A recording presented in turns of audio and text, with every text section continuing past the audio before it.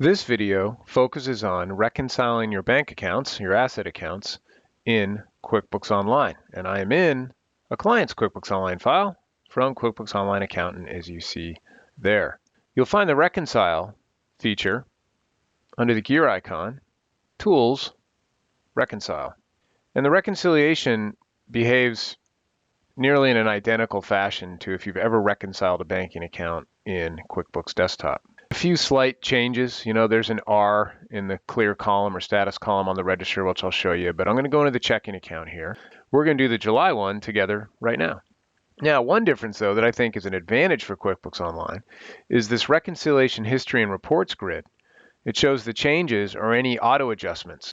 Clients will make changes or adjust, just when they go ahead and do a reconcile, there'll be a difference and they'll just let QBO adjust it, just like you can in desktop, right?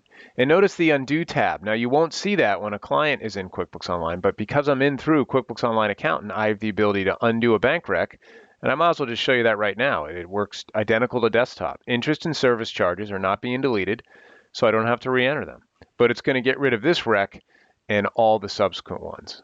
I can also drill into the change that might have been made. In this case, a check for Vicky King. The amount changed was $234, so more of an expense. And you'll see when checks were voided, etc. here, there'd be a zero amount in that case. And the adjustment I can just look at, which will bring me to the reconciliation report and how an adjustment was made, for 27 cents. Now, it is important to point out that there is no reconcile discrepancy report. But most are just using this reconciliation history grid, if you will. So let's go ahead and reconcile now. Now the window's going to look a little different.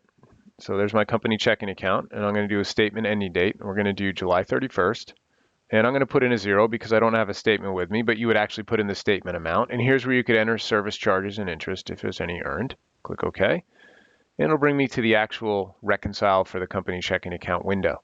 Again, checks and payments on the left. No surprises there, deposits and other credits. I can hide transactions after the statement's end date, which is great. The only difference is the modify is under the left, whereas in desktop, you kind of have info under both of the main columns. So I'm going to go ahead and just select all the checks and payments. We'll just pretend that it was perfect. And my difference is 387, 652, 62. So I am going to cheat a little. And that was my statement balance. So I have no difference. All my reconciliations are perfect. And then I'm going to go ahead and click Finish Now. And now I have my July 31st reconciliation that was done today on August 12th. And I can drill in to look at the report if I want to. Now, if we go to Transactions Chart of Accounts, and I'll just drill into the company checking account, you'll see my status column here, which is like your cleared column, and they all have an R. So those have been actually cleared. And that is reconciling your bank or asset accounts in QuickBooks Online.